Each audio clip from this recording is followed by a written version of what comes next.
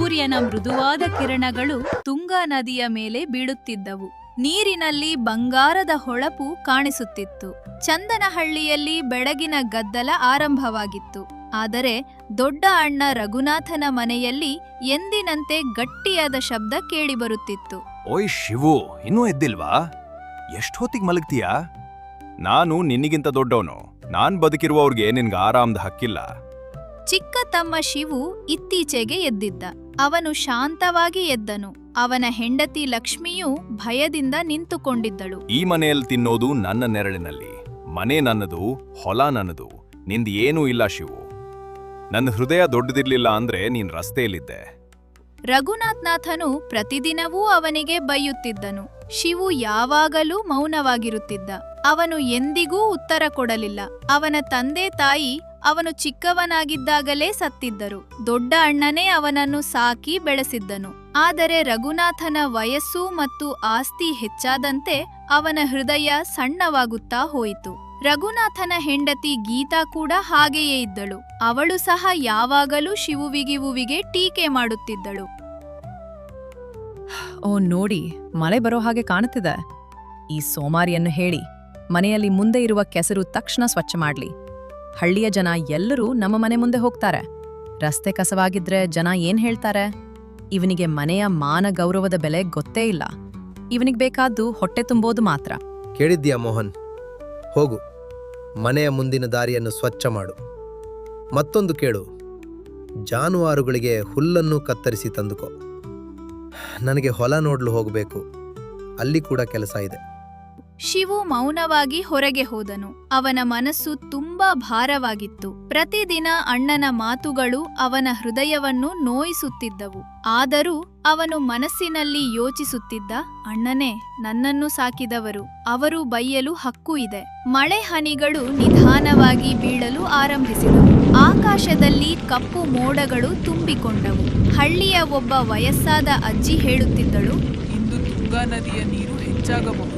ರಘುನಾಥನು ಹೊಲದ ಕಡೆ ಹೊರಟನು. ಹೋಗುವಾಗ ಶಿವುವಿಗೆ ಕೆಲವು ಸೂಚನೆಗಳನ್ನು ಕೊಟ್ಟನು. ಮಳೆ ಜಾಸ್ತಿ ಬಂದ್ರೆ ಮೊದ್ಲು ನನ್ನ ಎತ್ತುಗೋವುಗಳು ನುಡಿಸು. ನಿನ್ ಸಾಮಾನು ಏನೂ ಬೆಲೆ ಇಲ್ಲ. ಮತ್ತು ಕೇಳು, ಮೊದ್ಲು ನನಗೆ ಊಟ ಹಾಕು, ನೀನ್ ನಂತರ ತಿನ್ನು. ಶಿವುವಿನ ಕಣ್ಣುಗಳಲ್ಲಿ ಕಣ್ಣೀರು ತುಂಬಿತು. ಆದರೆ ಅವನು ತಲೆ ತಗ್ಗಿಸಿಕೊಂಡು ಮೌನವಾಗಿ ನಿಂತನು. ಸರಿ ಅಣ್ಣ, ನೀವು ಹೇಳಿದಂತೆ ನಿಮ್ಮ ಪ್ರತಿಯೊಂದು ಆದೇಶ ನನಗೆ ಮಾನ್ಯ. ಹಸುಗಳಿಗೆ ಮೇವು ತಂದು ಹಾಕು. ನೀನ್ ಊಟ ಮಾಡಿಲ್ಲ ಅಂದ್ರೆ ಪರವಾಗಿಲ್ಲ, ಹಸಿವಿಗೆ ನೀವಿರ್ಬೇಕು. ಮಳೆ ಈಗ ಜೋರಾಗಿ ಸುರಿಯಲು ಆರಂಭಿಸಿತ್ತು. ಆಕಾಶದಲ್ಲಿ ಮಿಂಚು ಗರ್ಜಿಸುತ್ತಿತ್ತು. ಮೋಹನ್ ತ್ವರಿತವಾಗಿ ಮನೆಯ ಹೊರಗಿನ ದಾರಿಯನ್ನು ಸ್ವಚ್ಛಗೊಳಿಸಿದ. ನಂತರ ಅವನು ಪಶುಗಳಿಗೆ ಹುಲ್ಲು ಕತ್ತರಿಸಲು ಹೊರಟನು. ಮನದಲ್ಲೇ ಅವನು ದೇವರಿಗೆ ಪ್ರಾರ್ಥನೆ ಮಾಡಿದನು. ಓ ದೇವರೇ, ಈ ಮಳೆಯಲ್ಲಿ ನಮ್ಮ ಮನೆ ಉಳಿಯಲಿ. ನನ್ನ ಸಾಮಾನುಗಳು ಹರಿದು ಹೋದರೂ ಪರವಾಗಿಲ್ಲ, ಆದರೆ ಅಣ್ಣನ ಮನೆ ಉಳಿಸು.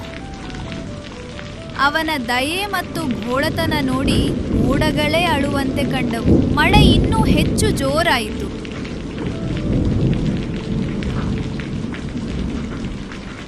ಆದರೆ ಧನೇಶ್ವರನಿಗೆ ತನ್ನ ಹೊಲದ ಚಿಂತೆ ಮಾತ್ರವಿತ್ತು. ಅವನು ದೂರದಿಂದ ನೋಡಿದಾಗ ಹೊಲಗಳಲ್ಲಿ ನೀರು ತುಂಬಿಕೊಂಡಿತ್ತು. ಅವನ ಮನಸ್ಸಿನಲ್ಲಿ ಒಂದೇ ಯೋಚನೆ ಓಡುತ್ತಿತ್ತು.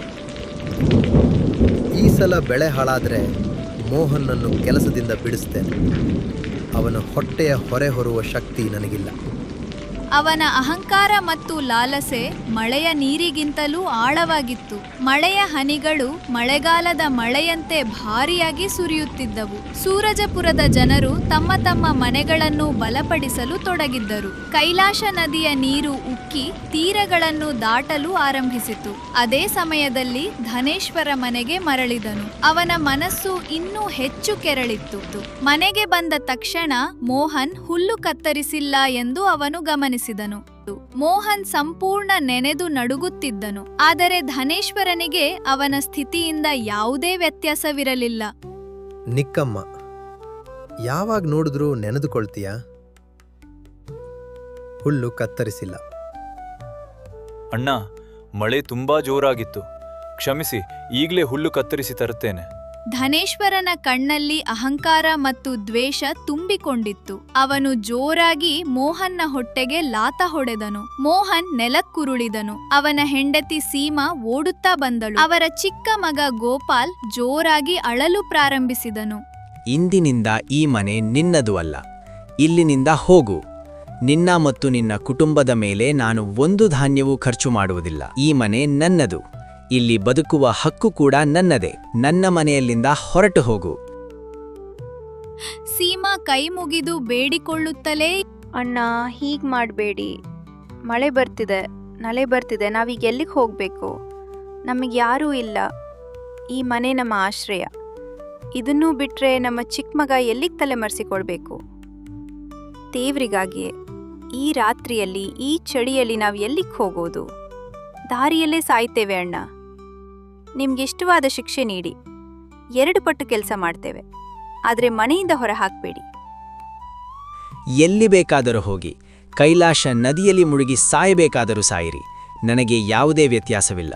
ಮಳೆಯ ಹನಿಗಳು ಈಗ ಮೋಹನ್ನ ಕಣ್ಣೀರಿನೊಂದಿಗೆ ಬೆರೆತು ಹೋಗಿದ್ದವು. ಅವನು ಮೌನವಾಗಿ ಎದ್ದನು. ಅವನ ಒದ್ದೆಯಾದ ಬಟ್ಟೆಗಳು ದೇಹಕ್ಕೆ ಅಂಟಿಕೊಂಡಿದ್ದವು. ಅವನು ತನ್ನ ಹೆಂಡತಿ ಮತ್ತು ಮಗನನ್ನು ಜೊತೆ ತೆಗೆದುಕೊಂಡು ಹೊರಟನು. ಹೊರಗೆ ತಣ್ಣನೆಯ ಗಾಳಿ ಬೀಸುತ್ತಿತ್ತು. ಮಳೆಯಲ್ಲಿ ಅವರ ಕಾಲುಗಳು ಕೆಸರಿನಲ್ಲಿ ಮುಳುಗುತ್ತಿದ್ದವು. ಮಗುವಿನ ದೇಹ ಚಳಿಯಿಂದ ನಡುಗುತ್ತಿತ್ತು. ರಾತ್ರಿ ಕತ್ತಲೆ ಆವರಿಸಿತ್ತು. ಸೂರಜಪುರದ ಜನರು ಕಿಟಕಿಗಳಿಂದ ನೋಡುತ್ತಿದ್ದರು. ಯಾರಿಗೂ ಏನೂ ಹೇಳುವ ಧೈರ್ಯ ಇರಲಿಲ್ಲ. ಎಲ್ಲರೂ ಧನೇಶ್ವರನನ್ನು ಭಯಪಡುತ್ತಿದ್ದರು. ಮೋಹನ್ ನಿಧಾನವಾಗಿ ಕೈಲಾಶ ನದಿಯ ಕಡೆ ನಡೆಯತೊಡಗಿದನು. ನದಿಯ ತೀರದಲ್ಲಿ ಸ್ವಲ್ಪ ಎತ್ತರದ ಜಾಗವಿತ್ತು. ಮರ ಇತ್ತು. ಅದೇ ಮರದ ಬಳಿ ಒಂದು ಹಳೆಯ ಗುಡಿಸಲು ಇತ್ತು. ಸೀಮಾ, ಇಲ್ಲೇ ನಿಲ್ಲೋಣ. ಈ ಮರದ ಬೇರುಗಳು ಹೊರಗೆ ಬಂದಿದ್ದರೂ ಈ ಗುಡಿಸಲು ಹಳೆಯದು ಮತ್ತು ಮುರಿದಿದ್ದರೂ ನಮಗಿದು ಅರಮನೆಗಿಂತ ಕಡಿಮೆ ಅಲ್ಲ. ಕನಿಷ್ಠ ನಮ್ಮ ತಲೆಯ ಮೇಲೆ ಒಂದು ಛಾವಣಿ ಇರುತ್ತದೆ. ದೇವರು ನಮ್ಮನ್ನು ಪ್ರತಿಯೊಂದು ಸಂಕಷ್ಟದಿಂದ ಕಾಪಾಡಿದ್ದಾನೆ, ಇಂದೂ ಕಾಪಾಡುತ್ತಾನೆ. ನನಗೆ ಸಂಪೂರ್ಣ ನಂಬಿಕೆ ಇದೆ. ನಮ್ಮ ದುಃಖದ ದಿನಗಳು ಬೇಗನೆ ಮುಗಿಯುತ್ತವೆ. ನಾವು ಧೈರ್ಯ ಕಳೆದುಕೊಳ್ಳಬಾರದು. ಈ ಉಸಿರು ಇರುವವರೆಗೆ ನಾನು ನಿನ್ನನ್ನು ತೆರೆಯಾದ ಆಕಾಶದ ಕೆಳಗೆ ಮಲಗಲು ಬಿಡುವುದಿಲ್ಲ.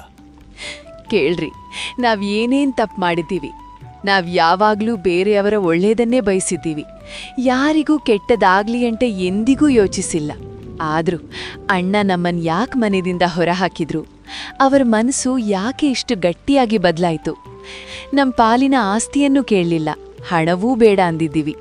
ದಿನಕ್ಕೆ 2 ಹೊತ್ತು ರೊಟ್ಟಿ ಸಿಕ್ಕರೆ ಸಾಕು, ಮಳೆಯಲ್ಲೂ ಬಿಸಿಲಲ್ಲೂ ತಲೆ ಮರೆಸ್ಕೊಳ್ಳಲು ಚಿಕ್ಕ ಜಾಗ ಇದ್ರೆ ಸಾಕು ಅಂತ ಮಾತ್ರ ಕೇಳಿದ್ದೀವಿ.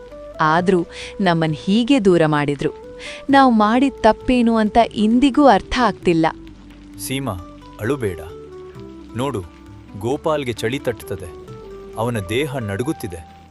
ನೀನು ಹೀಗೆ ಕುಗ್ಗಿಬಿಟ್ರೆ ನಾನು ಸಹ ದುರ್ಬಲನಾಗಿ ಬಿಡುತ್ತೇನೆ. ನಾನು ಈಗಲೇ ಸೂರಜಪುರದ ಹೊರಗೆ ಹೋಗುತ್ತೇನೆ. ಅಲ್ಲಿ ಮರದ ಕೆಳಗೆ ಒಣ ಹುಲ್ಲು ಬಿದ್ದಿತ್ತು, ಅದನ್ನು ತರುತ್ತೇನೆ. ನೋಡು, ಇದೇ ಮಳೆಯಲ್ಲೂ ಇದೇ ಚಳಿ ರಾತ್ರಿಯಲ್ಲೂ ನಾವು ನಮ್ಮ ಮನೆ ಅಲಂಕರಿಸೋಣ. ಹೌದು, ಇದು ಮುರಿದ ಗುಡಿಸಲು, ಆದರೆ ಅದು ನಮ್ಮದು ಸೀಮಾ, ನಮ್ಮದು ಮಾತ್ರ. ಚಿಕ್ಕದಾದರೂ ಅದರಲ್ಲಿ ನಿನ್ನ, ನನ್ನ ಮತ್ತು ಗೋಪಾಲ್ನ ಕನಸು ಇರುತ್ತದೆ. ದೇವರು ನಮ್ಮನ್ನು ನೋಡುತ್ತಿದ್ದಾನೆ. ಒಂದು ದಿನ ಇದೇ ಮಳೆ ನಮ್ಮ ಸಂತೋಷದ ಒದ್ದೆಯಾದ ಕಾಣಿಕೆಯನ್ನು ತಂದುಕೊಡುತ್ತದೆ. ಅವನು ಎದ್ದು ಗಾಢ ಕತ್ತಲೆಯೊಳಗೆ ನಡೆದನು. ಅವನ ಹೆಂಡತಿ ತನ್ನ ಒದ್ದೆಯಾದ ಮಗುವನ್ನು ಎದೆಯೊಡನೆ ಅಪ್ಪಿಕೊಂಡು ಕುಳಿತಳು. ಆಕಾಶದಲ್ಲಿ ಮಿಂಚು ಮಿಂಚುತ್ತಿತ್ತು. ಅಶ್ವತ್ಥದ ಎಲೆಗಳು ಬೀಳುತ್ತಿದ್ದವು. ಅದೇ ಮರದ ಕೆಳಗೆ ಒಡೆದ ಕುಟುಂಬ ಹೊಸ ಜೀವನ ಆರಂಭಿಸಲು ನಿರ್ಧರಿಸಿತ್ತು. ಮಳೆಯ ಹನಿಗಳು ನಿಲ್ಲುತ್ತಿರಲಿಲ್ಲ.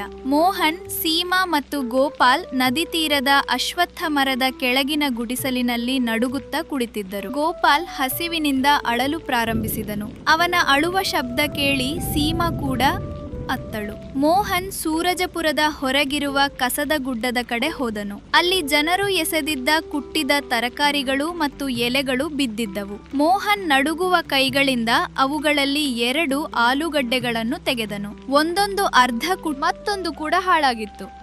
ಮಾರ್ಗದಲ್ಲಿ ತಣ್ಣನೆಯ ಗಾಳಿ ಅವನ ಒದ್ದೆಯಾದ ದೇಹವನ್ನು ಚುಚ್ಚುತ್ತಿತ್ತು. ಮಿಂಚು ಮಿಂಚುತ್ತಿತ್ತು. ಮೋಡಗಳು ಒಡೆದಂತೆ ಗರ್ಜಿಸತೊಡಗಿದವು. ಜೋರಾದ ಗಾಳಿಗಳು ಬೀಸಿದವು. ಮಳೆಯ ಹನಿಗಳು ಕಲ್ಲಿನಂತೆ ಬಡಿದವು. ಮೋಹನ್ ಹೇಗೋ ಮಾಡಿ ಗುಡಿಸಲಿಗೆ ತಲುಪಿದನು. ಸೀಮಾ ಅವನನ್ನು ಒಳಗೆ ಎಳೆದಳು. ಅವನು ನಡುಗುತ್ತಿದ್ದನು. ಅವನ ಕೈಯಿಂದ ಆಲೂಗಡ್ಡೆ ಮತ್ತು ಬದನೆಕಾಯಿ ಕೆಳಗೆ ಬಿದ್ದವು. ನಿನ್ನ ಬಟ್ಟೆಗಳು ಸಂಪೂರ್ಣವಾಗಿ ಒದ್ದೆಯಾಗಿ ಚಾದರದಂತೆ ದೇಹಕ್ಕೆ ಅಂಟಿಕೊಂಡಿವೆ. ಇಷ್ಟು ಭಾರೀ ಮಳೆ ಗಾಳಿ ಇದ್ದಾಗ ನೀನು ಹೊರಗೆ ಹೋಗಲೇಬೇಕಿತ್ತ? ನೀನು ಹೀಗೆ ತಡವಾಗಿ ಬಂದಾಗ ನನ್ನ ಮನಸ್ಸು ಭಯದಿಂದ ನಡುಗುತ್ತಿತ್ತು. ನಿನಗೇನಾದರೂ ಆಗಿಬಿಟ್ಟಿದ್ದರೆ ನಾವು ಹೇಗೆ ಬದುಕುತ್ತಿದ್ದೆವು ಎಂದು ಯೋಚಿಸಿದಾಗಲೇ ನನ್ನ ಕಣ್ಣುಗಳಲ್ಲಿ ನೀರು ಬರುತ್ತಿದೆ. ನಿನ್ನಿಲ್ಲದೆ ಈ ಮನೆ, ಈ ಜೀವನ ಎಲ್ಲವೂ ಖಾಲಿಯಾಗಿ ಬಿಡುತ್ತಿತ್ತು. ಸೀಮಾ, ನೀನು ಹೆದರಬೇಡ. ಈ ಭಾರೀ ಮಳೆಯಲ್ಲಿ ಬೆಂಕಿ ಹಚ್ಚೋಕೆ ಸಾಧ್ಯವೇ ಇಲ್ಲ. ಅದಕ್ಕಾಗಿಯೇ ನಾನು ಸ್ವಲ್ಪ ಜೋಳವನ್ನು ತಂದಿದ್ದೇನೆ. ಇದನ್ನೀಗ ತಿನ್ನೋಣ. ಇದು ಸ್ವಲ್ಪ ಹಸಿದು ಮತ್ತು ಒಣವಾಗಿರಬಹುದು, ಆದರೆ ಇದರಿಂದಾದರೂ ನಮ್ಮ ಹೊಟ್ಟೆ ಸ್ವಲ್ಪ ತುಂಬುತ್ತದೆ. ನಾನು ಚೆನ್ನಾಗಿದ್ದೀನಿ ಸೀಮಾ. ನನಗೆ ಹಸಿವು ಕೂಡ ಇಲ್ಲ, ಚಳಿಯೂ ಲಿಚ್ಚು ತಟ್ಟುತ್ತಿಲ್ಲ. ನೀವಿಬ್ರು ಮೊದಲು ತಿನ್ನಿ. ನಿಮಗೆ ಶಕ್ತಿ ಇರಬೇಕು, ಏಕೆಂದರೆ ನೀವು ಚೆನ್ನಾಗಿದ್ರೆ ಮಾತ್ರ ನನಗೆ ಸಂತೋಷ. ನಾನು ತಂದಿರುವುದೆಲ್ಲವೂ ನಿಮ್ಮಿಗಾಗಿ. ನಿಮ್ಮಿಬ್ಬರಿಗಾಗಿ ನಾನು ಏನು ಬೇಕಾದರೂ ಮಾಡ್ತೇನೆ. ಅಕಸ್ಮಾತ್ ಜೋರಾದ ಗಾಳಿ ಬೀಸಿತು. ಗುಡಿಸಲಿನ ಅರ್ಧ ಛಾವಣಿ ಹಾರಿ ಹೋಗಿತ್ತು. ತಣ್ಣನೆಯ ನೀರು ಒಳಗೆ ಸುರಿಯತೊಡಗಿತ್ತು. ಗೋಪಾಲ್ ಭಯದಿಂದ ಅಳಲು ಪ್ರಾರಂಭಿಸಿದನು. ಸೀಮಾ ಕೂಡ ನಡುಗಿಬಿಟ್ಟಳು. ಮಳೆಯ ಆರ್ಭಟ ಹೆಚ್ಚುತ್ತಲೇ ಹೋಗುತ್ತಿತ್ತು. ಎಲ್ಲೆಡೆ ಕತ್ತಲೆ ಆವರಿಸಿತ್ತು. ತಣ್ಣನೆಯ ಗಾಳಿ ಬೀಸುತ್ತಿತ್ತು. ದೇವರೇ, ನನ್ನ ಪ್ರಾಣ ತೆಗೆದುಕೋ, ಆದರೆ ಇವರನ್ನು ಮಾತ್ರ ಉಳಿಸು. ನೀನೇ ಸಾಹುಕಾರ, ನೀನೇ ನಮ್ಮ ರಕ್ಷಕ. ನಿನ್ನ ಭರವಸೆಯಿಂದಲೇ ಈ ಉಸಿರು ಇನ್ನೂ ಸಾಗುತ್ತಿದೆ. ಈಗ ನಮ್ಮ ಬಳಿ ಏನೂ ಉಳಿದಿಲ್ಲ. ಮನೆ ಇಲ್ಲ, ಮಠ ಇಲ್ಲ, ಎಲ್ಲವೂ ಕಳೆದು ಹೋಗಿದೆ. ನಿನ್ನ ಭರವಸೆಯೇ ನಮ್ಮ ಕೊನೆಯ ಆಸರೆ. ದೇವರೇ, ದೇವರೇ, ದಯಮಾಡು. ನಾನು ಯಾವ ತಪ್ಪು ಮಾಡಿದರೂ ನನ್ನನ್ನು ಕ್ಷಮಿಸು. ಆದರೆ ನನ್ನ ಹೆಂಡತಿ ಮತ್ತು ಮಕ್ಕಳನ್ನು ಈ ಭಯಾನಕ ಮಳೆಯಿಂದ ಕಾಪಾಡು. ದೇವರೇ, ನನಗೆ ಶಕ್ತಿ ಕೊಡು. ಲೋಕವೇ ನಮ್ಮನ್ನು ಬಿಟ್ಟು ಹೋದರೂ ನೀನು ಮಾತ್ರ ನಮ್ಮನ್ನು ಕಾಪಾಡಿದ್ದೀಯ. ದಯವಿಟ್ಟು ಈಗ ನಮ್ಮನ್ನು ಒಂಟಿಯಾಗಿ ಬಿಡಬೇಡ. ದೇವರೇ, ದಯಮಾಡು. ಮಿಂಚಿನ ಭಯಾನಕ ಕಿರಣಗಳು ಕಾಣಿಸುತ್ತಿದ್ದವು.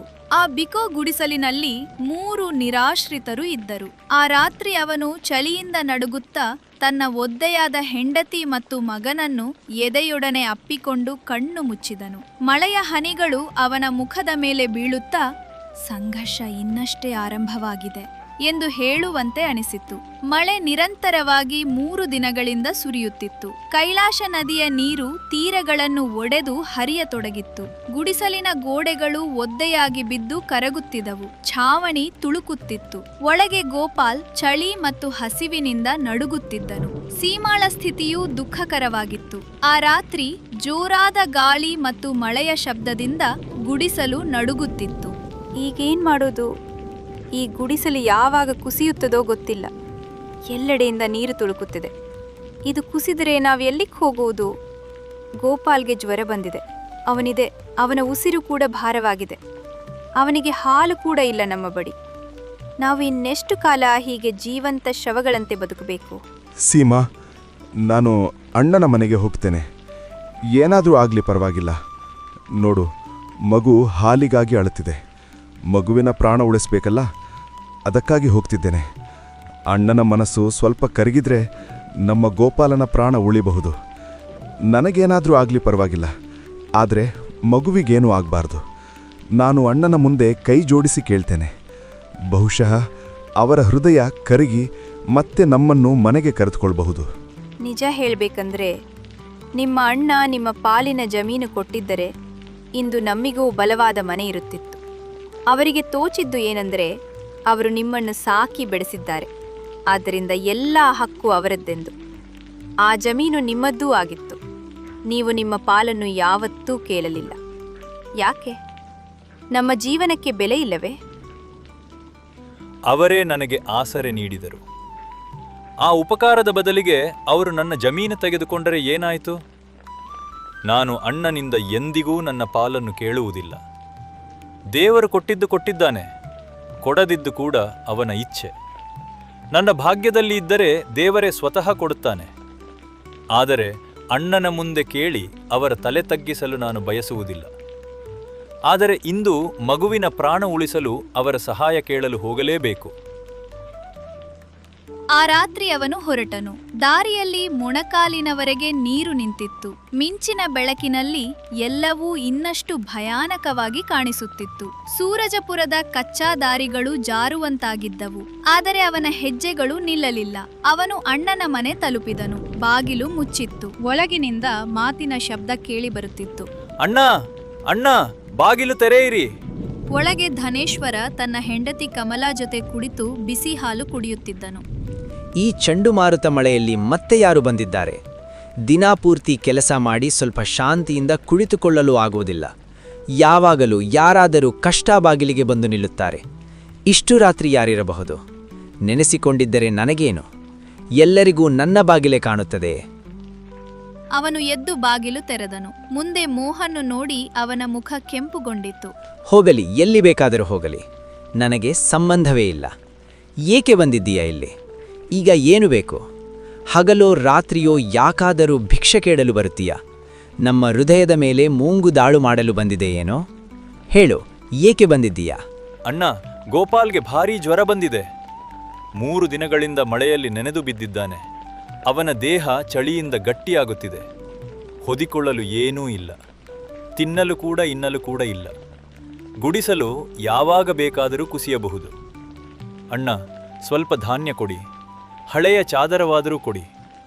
ಮಗು ಅಣ್ಣ, ಅವನ ಪ್ರಾಣ ಉಳಿಸಬೇಕು. ನಾವು ಇನ್ನೆಲ್ಲಿ ಹೋಗುವುದಿಲ್ಲ. ನೋಡಿ, ಮತ್ತೆ ಭಿಕ್ಷೆ ಕೇಳಲು ಬಂದಿದ್ದಾನೆ. ಕೆಲಸವಿಲ್ಲ, ಹೊಣೆಗಾರಿಕೆ ಇಲ್ಲ. ಇತರರ ಬಾಗಿಲಿಗೆ ಕೈ ಚಾಚುವುದು ಮಾತ್ರ ಗೊತ್ತು. ನಮ್ಮಲ್ಲೂ ತಿನ್ನಲು ಏನೂ ಇಲ್ಲ. ಅರ್ಥ ಆಯ್ತೆ? ಮತ್ತೆ ದೇವರ ಹೆಸರಿನಲ್ಲಿ ಇಲ್ಲಿ ಬರಬೇಡ. ತನ್ನ ಹೆಂಡತಿ ಮಕ್ಕಳ ಹೊಟ್ಟೆ ತುಂಬಿಸಲಾರವನು ಸಾಯಲೇಬೇಕು. ಹೋಗಿ ಇಲ್ಲಿಂದ. ನಮ್ಮ ತಲೆ ತಿನ್ಬೇಡ. ಇಲ್ಲಿಂದ ಹೊರಟು ಹೋಗು. ಸಾಯಬೇಕಾದರೆ ಸಾಯು, ನನಗೇನು? ನೀನು ಬದುಕಿದರೂ ಸತ್ತರೂ ನನ್ನ ಜೀವನಕ್ಕೆ ಏನೂ ವ್ಯತ್ಯಾಸವಿಲ್ಲ. ಯಾವಾಗನೂ ಅಳುವ ಮುಖ ತಂದು ನಿಂತಿರುತ್ತೀಯ. ನಿನ್ನ ಹೊಣೆಗಾರಿಕೆ ಎಲ್ಲವೂ ನನ್ನದೇನಾ? ಮತ್ತೆ ನನ್ನ ಬಾಗಿಲಿಗೆ ಕಾಣಿಸಿಕೊಳ್ಳಬೇಡ. ಇಲ್ಲದಿದ್ದರೆ ಈ ಬಾರಿ ಓಡಿಸಿಬಿಡುತ್ತೇನೆ. ಅರ್ಥವಾಯಿತೇ? ಹೋಗು. ನಿನ್ನೂ ನಿನ್ನ ಮಗುವು ನನಗೆ ಏನೂ ಅಲ್ಲ. ಮಳೆಯ ಹನಿಗಳು ಅವನ ಕಣ್ಣೀರಿನೊಂದಿಗೆ ಬೆರೆತು ಹರಿಯುತ್ತಿದ್ದವು. ಅವನು ಹಿಂತಿರುಗಿ ನಡೆಯತೊಡಗಿದನು. ಸೂರಜಪುರದ ಕೆಲವು ಜನರು ತಮ್ಮ ಕಿಟಕಿಗಳಿಂದ ನೋಡುತ್ತಿದ್ದರು. ಮೋಹನ್ ಮತ್ತೊಂದು ಮನೆಯ ಮುಂದೆ ಹೋಗಿ ಸಹಾಯ ಕೇಳಿದನು. ನಿನ್ನ ಅಣ್ಣನೇ ನಿನ್ನನ್ನು ತಿರಸ್ಕರಿಸಿದ್ದಾನೆ. ನಾನೀಗ ಹೇಗೆ ಸಹಾಯ ಮಾಡ್ಲಿ? ದಯವಿಟ್ಟು ಇಲ್ಲಿಂದ ಹೋಗು. ಕೊನೆಗೆ ಅವನು ಒಡೆದ ಹೃದಯ, ಒದ್ದೆಯಾದ ಬಟ್ಟೆಗಳು ಮತ್ತು ಖಾಲಿ ಕೈಗಳೊಂದಿಗೆ ಮತ್ತೆ ಕೈಲಾಶ ನದಿಯ ತೀರದ ಗುಡಿಸಲಿಗೆ ಹಿಂದಿರುಗಿದನು. ಸೀಮಾ ಅವನ ಮುಖದ ಸ್ಥಿತಿ ನೋಡಿ ಎಲ್ಲವನ್ನೂ ಅರ್ಥ ಮಾಡಿಕೊಂಡಳು. ಅವಳು ಏನೂ ಕೇಳಲಿಲ್ಲ. ಇಬ್ಬರ ಕಣ್ಣಿನಿಂದ ಮೌನವಾಗಿ ಕಣ್ಣೀರು ಹರಿಯತೊಡಗಿತ್ತು. ಹೊರಗೆ ಮಳೆ ಇನ್ನಷ್ಟು ಜೋರಾಯಿತು. ಮಿಂಚಿನ ಗರ್ಜನೆ ಕೇಳಿಬರುತ್ತಿತ್ತು. ದೂರ ಆಕಾಶದಲ್ಲಿ ಮೋಡಗಳು ಗುಡುಗುತ್ತಿದ್ದವು. ಆಕಾಶವೇ ಅಳುತ್ತಿರುವಂತೆ ಅನಿಸಿತು. ಮಗುವಿಗಾಗಿ ಆಹಾರದ ವ್ಯವಸ್ಥೆ ಮಾಡಲು ಅವನು ಮತ್ತೆ ಹೊರಟನು. ರಾತ್ರಿ ತುಂಬಾ ಕತ್ತಲಾಗಿತ್ತು. ದಾರಿಯಲ್ಲಿ ಸೂರಜಪುರದ ಹೊರಗೆ ಇರುವ ಆಲದ ಮರದ ಕೆಳಗೆ ಅವನು ಒಬ್ಬ ವೃದ್ಧ ಅಮ್ಮನನ್ನು ಕಂಡನು. ಆಕೆಯ ದೇಹದ ಮೇಲೆ ಹರಿದು ಹೋದ ಹಳೆಯ ಧೋತಿ ಮಾತ್ರ ಇತ್ತು. ಆಕೆಯ ತುಟಿಗಳು ನಡುಗುತ್ತಿದ್ದವು. ಆಕೆಯ ಕಣ್ಣುಗಳಲ್ಲಿ ಅಸಹಾಯಕತೆ ತುಂಬಿಕೊಂಡಿತ್ತು. ಆಕೆ ಸಂಪೂರ್ಣವಾಗಿ ಮಳೆಯಲ್ಲಿ ನೆನೆದಿದ್ದಳು. ಮೋಹನ್ನ ಹೃದಯ ಕರಗಿತು. ಅಮ್ಮ, ಇಲ್ಯಾಕೆ ನಿಂತಿದೀಯಾ? ಇಷ್ಟು ಮಳೆಯಲ್ಲಿ ನೀನು ಸಂಪೂರ್ಣವಾಗಿ ಒದ್ದೆ ಆಗ್ಬಿಡ್ತೀಯಲ್ಲ. ನಿನ್ನ ಈ ತೆಳ್ಳನೆಯ ಬಟ್ಟೆಯೂ ಸಂಪೂರ್ಣವಾಗಿ ಒದ್ದೆ ಆಗಿದೆ. ಬಾ, ಎಲ್ಲಾದರೂ ಛಾವಣಿ ಕೆಳಗೆ ಕೂತ್ಬಿಡು. ಇಲ್ಲದಿದ್ದರೆ ಚಳಿ ಹಿಡಿಯುತ್ತದೆ. ಅಮ್ಮ, ಏನಾದರೂ ಮಾತಾಡು. ಇಷ್ಟು ರಾತ್ರಿ ಇಲ್ಲಿ ಒಬ್ಬಳೇ ಯಾಕೆ ನಿಂತಿದ್ದೀಯಾ? ಮಗ, ಹಲವಾರು ದಿನಗಳಿಂದ ಏನೂ ತಿಂದಿಲ್ಲ. ಭಿಕ್ಷೆ ಬೇಡಲು ಊರಿಗೆ ಹೋದೆ. ಆದರೆ ಯಾರೂ ಏನೂ ಕೊಡಲಿಲ್ಲ. ಯಾರ ಬಳಿ 2 ಹೊತ್ತಿನ ಊಟವೂ ಉಳಿದಿಲ್ಲವೋ ಅಥವಾ ಜನರ ಹೃದಯವೇ ಸತ್ತು ಹೋಗಿದೆಯೋ? ಈ ವೃದ್ಧ ದೇಹ ಈಗ ಸಹಕರಿಸುತ್ತಿಲ್ಲ. ನಿಂತು ಉಸಿರಾಡಲೂ ಆಗುತ್ತಿಲ್ಲ. ಕೈಕಾಲುಗಳು ಸುಣ್ಣಾಗಿವೆ. ಹೊಟ್ಟೆಯಲ್ಲಿ ಏನೂ ಇಲ್ಲ. ದೇವರೇ, ಈಗ ಕರೆಯುವಂತೆ ಕಾಣುತ್ತಿದೆ. ಇಂದು ಬಹುಶಃ ಕೊನೆಯ ರಾತ್ರಿ. ದೇವರ ಬಳಿಗೆ ಹೋದರೆ ಅಲ್ಲಿ ಹಸಿವಾಗಿರಲಾರೇನೋ? ಮೋಹನ್ನ ಕಣ್ಣುಗಳಲ್ಲಿ ಕಣ್ಣೀರು ತುಂಬಿತು. ಅವನು ನಡುಗುವ ಕೈಗಳಿಂದ ತನ್ನ ಒದ್ದೆಯಾದ ಜೇಬನ್ನು ತಪಾಸಿಸಿದನು. ಅದರಲ್ಲಿ ಸೂರಜಪುರದ ಕಸದ ರಾಶಿಯಿಂದ ಸಿಕ್ಕ 2 ಸಣ್ಣ ಆಲೂಗಡ್ಡೆಗಳಿದ್ದವು. ಅವನು ಗೋಪಾಲ್ ಮತ್ತು ಸೀಮಾಳಿಗಾಗಿ ತಂದಿದ್ದನು. ಅಮ್ಮನ ಸ್ಥಿತಿ ನೋಡಿ ಅವನ ಹೃದಯ ತುಂಬಿ ಬಂತು. ಅವನು ಆ 2 ಆಲೂಗಡ್ಡೆಗಳನ್ನು ವೃದ್ಧ ಅಮ್ಮನ ಕೈಯಲ್ಲಿ ಇಟ್ಟನು. ಮಗ, ಇಂದು ನೀನು ನನ್ನ ಪ್ರಾಣ ಉಳಿಸಿದ್ದೀಯ. ಜನರು ತಮ್ಮ ಮಕ್ಕಳ ಬಾಯಿಂದ ತುತ್ತು ಕಸಿದುಕೊಳ್ಳುವುದಿಲ್ಲ. ಆದರೆ ನೀನು ನಿನ್ನ ಹೆಂಡತಿ ಮತ್ತು ಮಗುವಿನ ಪಾಲಿನ ಆಹಾರವನ್ನು ನನಗೆ ಕೊಟ್ಟೆಯ. ದೇವರು ನಿನಗೆ ಬಹಳ ಕೊಡುತ್ತಾನೆ. ಅಮ್ಮ, ನನ್ನ ಅದೃಷ್ಟದಲ್ಲಿ ಕೊಡಲು ಏನೂ ಇಲ್ಲ. ಇದು ನನ್ನ ಬಲಹೀನತೆ ಮತ್ತು ಲಾಚಾರಿಯಷ್ಟೇ. ನಾನೇ ಇತರರ ಬಳಿ ಕೇಳುತ್ತಾ ತಿರುಗುತ್ತಿದ್ದೇನೆ. ನಿನಗೆ ನಾನು ಏನು ಕೊಡಬಹುದು ವೇಳು? ಅಯ್ಯೋ ಅಮ್ಮ, ನನ್ನ ಕೈಯಲ್ಲೂ ಏನಾದರೂ ಇದ್ದಿದ್ರೆ ನಿನ್ನ ಕಾಲಿನ ಮುಂದೆ ಇಡುತ್ತಿದ್ದೆ. ನಿನಗೆ ಆಶೀರ್ವಾದ ಕೊಡುತ್ತೇನೆ ಮಗ. ಹೇಳು, ನಿನಗೆ ಏನು ಬೇಕು? ನನ್ನಿಂದ ಆಗುವುದಾದರೆ ಕೊಡುತ್ತೇನೆ. ನಾನು ವೃದ್ಧೆ, ಕೈ ಖಾಲಿ. ಆದರೆ ಆಶೀರ್ವಾದ ಕೊಡುವ ಶಕ್ತಿ ಇನ್ನೂ ಇದೆ. ಅಮ್ಮ, ನೀವು ನನ್ನ ಜೊತೆ ತಮಾಷೆ ಮಾಡುತ್ತಿದ್ದೀರಾ? ನನಗೆ ನೀವು ಏನು ಕೊಡಬಹುದು ಹೇಳಿ? ಆದರೆ ನಿಜವಾಗಿಯೂ ನಾನೇನಾದರೂ ಕೇಳಬಹುದಾದರೆ ಒಂದು ಪಕ್ಕಾ ಮನೆ ಕೇಳುತ್ತೇನೆ ಅಮ್ಮ. ಮೇಲ್ಛಾವಣಿಯಿಂದ ನೀರು ತುಳುಕದಂತಹ ಒಂದು ಮನೆ. ಅದರೊಳಗೆ ನನ್ನ ಸೀಮಾ ಮತ್ತು ನನ್ನ ಗೋಪಾಲ್ ಮಳೆಯಲ್ಲಿ ಒದ್ದೆಯಾಗಬಾರದು, ಚಳಿಯಿಂದ ನಡುಗಬಾರದು. ನನಗೆ ಬೇಕು ಅಂದ್ರೆ ಒಂದೇ ಒಂದು ಪಕ್ಕಾ ಮನೆ. ಅದೇ ನನ್ನ ಕನಸು. ಹೋಗು ಮಗ, ನೀನು ಕೇಳಿದುದನ್ನು ಖಂಡಿತವಾಗಿ ಪಡೆಯುವೆ. ನಿನ್ನ ಕನಸು ಅಪೂರ್ಣವಾಗುವುದಿಲ್ಲ. ಇದು ನನ್ನ ಆಶೀರ್ವಾದ. ದೇವರು ನಿನ್ನ ಇಚ್ಛೆಯನ್ನು ನೆರವೇರಿಸುತ್ತಾನೆ. ನಿನ್ನ ದುಃಖದ ದಿನಗಳು ಮುಗಿಯುತ್ತವೆ. ಮೋಹನ್ಗೆ ಅಮ್ಮ ವಯಸ್ಸಿನ ಕಾರಣದಿಂದ ಭ್ರಮೆಯಲ್ಲಿ ಇದ್ದಾಳೆ ಅನ್ನಿಸಿತು. ಅವನ ಕಣ್ಣುಗಳಲ್ಲಿ ಕಣ್ಣೀರು ಇತ್ತು. ಅವನ ಹೃದಯ ಹಗುರವಾಗಿತ್ತು, ಏಕೆಂದರೆ ಅವನು ಒಬ್ಬ ಹಸಿದವನಿಗೆ ಆಹಾರ ನೀಡಿದ್ದನು. ಅವನು ತನ್ನ ಗುಡಿಸಲು ಹತ್ತಿರ ತಲುಪಿದನು. ಅವನ ಕಣ್ಣುಗಳು ಆಶ್ಚರ್ಯದಿಂದ ವಿಸ್ತಾರವಾದವು. ಅವನು ಬಿಟ್ಟು ಹೋದ ಜರ್ಜರಿತ ಗುಡಿಸಲು ಇದ್ದ ಸ್ಥಳದಲ್ಲಿ ಈಗ ದೊಡ್ಡ ಪಕ್ಕಾ ಮನೆ ನಿಂತಿತ್ತು. ಆ ಮನೆಯಲ್ಲಿ ಕೆಂಪು ಇಟ್ಟಿಗೆಗಳ ಗೋಡೆಗಳು ಇದ್ದವು. ಬಲವಾದ ಛಾವಣಿ ಮತ್ತು ಕಿಟಕಿಗಳು ಇದ್ದವು. ಮನೆಯ ಮುಂದೆ ಸಣ್ಣ ಒಸರಿ ಇತ್ತು. ಅಲ್ಲಿ ಸೀಮಾ ಕುಳಿತಿದ್ದಳು. ಆಕೆಯ ಮುಖದಲ್ಲಿ ಆಶ್ಚರ್ಯ ಮತ್ತು ಸಂತೋಷ ಎರಡೂ ಕಾಣಿಸುತ್ತಿದ್ದವು. ಕೇಳಿಜಿ, ಈ ಮನೆ ಎಲ್ಲಿಂದ ಬಂದಿದೆ? ನೀನು ಹೋಗುವಾಗ ಇಲ್ಲಿ ಏನೂ ಇರಲಿಲ್ಲ. ಹಠಾತ್ ಮಿಂಚು ಕಿಡಿ ಹೊಡೆದಿತು. ಮೋಡಗಳು ಜೋರಾಗಿ ಗರ್ಜಿಸಿದವು. ಆಮೇಲೆ ಈ ಮನೆ ದೇವರೇ ಕಟ್ಟಿದಂತೆ ಇಲ್ಲಿ ಕಾಣಿಸಿಕೊಂಡಿತು. ಮೋಹನ್ ಆಕಾಶದ ಕಡೆ ನೋಡಿದನು. ಮಳೆಯ ಹನಿಗಳು ಇನ್ನೂ ಬೀಳುತ್ತಿದ್ದವು. ಆದ್ರೆ ಅವನಿಗನ್ಸಿತ್ತು ಸ್ವತಃ ದೇವರೇ ಅವನಿಗೆ ಕೊಟ್ಟಿದ್ದಾನೆ. ಇಂದು ನನಗೆ ಒಬ್ಬ ವೃದ್ಧೆ ಅಮ್ಮ ಸಿಕ್ಕಿದರು. ಬಹುಶಃ ಅವರೇ ಒಬ್ಬ ದೂತಿಯಾಗಿರಬಹುದು. ನಾನು ಅವರಿಗೆ 2 ಆಲೂಗಡ್ಡೆ ಕೊಟ್ಟೆ. ಅವರು ನನಗೆ ಆಶೀರ್ವಾದ ಕೊಟ್ಟರು. ಅವರ ಆಶೀರ್ವಾದವೇ ನನಗೆ ಈ ವರವಾಗಿ ಸಿಕ್ಕಿತು. ರಾತ್ರಿ ಮೊದಲ ಬಾರಿಗೆ ಮೋಹನ್ ಮತ್ತು ಸೀಮಾ ಬಲವಾದ ಸುರಕ್ಷಿತ ಮನೆಯ ಛಾವಣಿಯ ಕೆಳಗೆ ಕುಳಿತರು. ಅವರು ದೇವರಿಗೆ ಕೃತಜ್ಞತೆ ಸಲ್ಲಿಸಿದರು. ಹೊರಗೆ ಮಳೆ, ಗಾಳಿ ಮತ್ತು ಮಿಂಚು ಇತ್ತು. ಅವರ ಹೃದಯಗಳಲ್ಲಿ ಶಾಂತಿ ಮತ್ತು ಕೃತಜ್ಞತೆ ಮಾತ್ರ ಇತ್ತು. ಮುಂದಿನ ದಿನ ಸೂರಜಪುರದಲ್ಲಿ ಗಲಾಟೆ ಶುರುವಾಯಿತು. ಎಲ್ಲರೂ ಈ ವಿಷಯವನ್ನೇ ಚರ್ಚಿಸುತ್ತಿದ್ದರು. ಅಯ್ಯೋ, ಆ ನದಿ ತೀರದಲ್ಲಿರುವ ಮೋಹನ್ ಗೊತ್ತೇ? ಅವನ ಮುರಿದಿದ್ದ ಗುಡಿಸಲಿನ ಜಾಗದಲ್ಲಿ ಈಗ ದೊಡ್ಡ ಪಕ್ಕಾ ಮನೆ ನಿರ್ಮಾಣವಾಗಿದೆ. ಅದು ಕೂಡ ಒಂದು ರಾತ್ರಿಯೊಳಗೆ. ಯಾರೋ ಹೇಳ್ತಾರೆ ಒಬ್ಬ ವೃದ್ಧ ಅಮ್ಮ ಅವನಿಗೆ ವರ ನೀಡಿದರಂತೆ. ಅವನ ಅದೃಷ್ಟವೇ ಬದಲಾಗಿ ಬಿಟ್ಟಿದೆ. ಈ ಸುದ್ದಿ ಧನೇಶ್ವರ ಮತ್ತು ಕಮಲಾಳ ಕಿವಿಗೂ ತಲುಪಿತು. ಅವರು ಇಬ್ಬರು ಬಾಗಿಲಲ್ಲಿ ಕುಳಿತಿದ್ದರು. ಅಕ್ಕ, ಕೇಳಿದ್ದೀರಾ? ಮೋಹನ್ನ ಮನೆ ದೊಡ್ಡದಾಗಿ ನಿರ್ಮಾಣವಾಗಿದೆ. ಅವನಿಗೆ ಒಬ್ಬ ಅಜ್ಜಿ ಕೊಟ್ಟಿದ್ದಾಳೆ. ಅವನು ಈಗ ಆರಾಮಾಗಿ ಇದ್ದಾನೆ. ಬಿಡಿ, ನಿಮ್ಗೆ ಆ ಅಮ್ಮ ಸಿಗುವುದಿಲ್ಲ. ಕಮಲಾಳ ಮುಖ ಕೋಪದಿಂದ ಕೆಂಪಾಯಿತು. ಅವಳು ಧನೇಶ್ವರನ ಕಡೆ ನೋಡಿದಳು. ಧನೇಶ್ವರನ ಹೃದಯದಲ್ಲೂ ಅಸೂಯೆ ಉರಿಯಿತು. ಅವನ ಅಹಂಕಾರ ಅವನನ್ನೇ ಕಚ್ಚತೊಡಗಿತು. ಅವನಿಗೆ ಪಕ್ಕಾ ಮನೆ ಸಿಕ್ಕಿದಂತೆ. ಯಾವುದೋ ವೃದ್ಧ ಸಾಧ್ವಿಯೊಬ್ಬಳು ಚಮತ್ಕಾರ ಮಾಡಿದ್ದಾಳೆ. ಈಗ ಅವನು ಆರಾಮವಾಗಿ ಬದುಕುತ್ತಾನೆ. ನಾವು ಮನೆಯಿಂದ ಹೊರಹಾಕಿದ ಆ ನಿಷ್ಪ್ರಯೋಜಕನೋ ಇವತ್ತು ರಾಜನಂತೆ ಬದುಕುತ್ತಿದ್ದಾನೆ. ಸೂರಜಪುರದ ಎಲ್ಲರೂ ಅವನ ಹೊಗಳಿಕೆ ಮಾಡುತ್ತಿದ್ದಾರೆ. ಅವನು ಆ ವೃದ್ಧೆಗೆ ಏನೋ ಕೊಟ್ಟಿದ್ದಾನೆ. ಅದರಿಂದ ಅವನಿಗೆ ಚಮತ್ಕಾರದ ವರ ಸಿಕ್ಕಿದೆಯಂತೆ. ನಾವು ಯಾಕೆ ಅವಳನ್ನು ಹುಡುಕಬಾರದು? ನಮಗೂ ವರ ಸಿಗಬಹುದು. ಹೌದು, ಬಾ ಅವಳನ್ನು ಹುಡುಕೋಣ. ಯಾರು ಆ ವೃದ್ಧೆ? ಅವನ ಭಾಗ್ಯ ಬದಲಿಸಿದಳು ನೋಡೋಣ. ನಾವು ಕೂಡ ಏನಾದರೂ ಕೊಡೋಣ. ನಂತರ ನಮ್ಮ ಬೆಳೆ ರಕ್ಷಣೆ, ಜಮೀನು ವಿಸ್ತರಣೆ ಮತ್ತು ಇನ್ನೂ ಹಲವಾರು ವಿಷಯಗಳನ್ನು ಕೇಳೋಣ.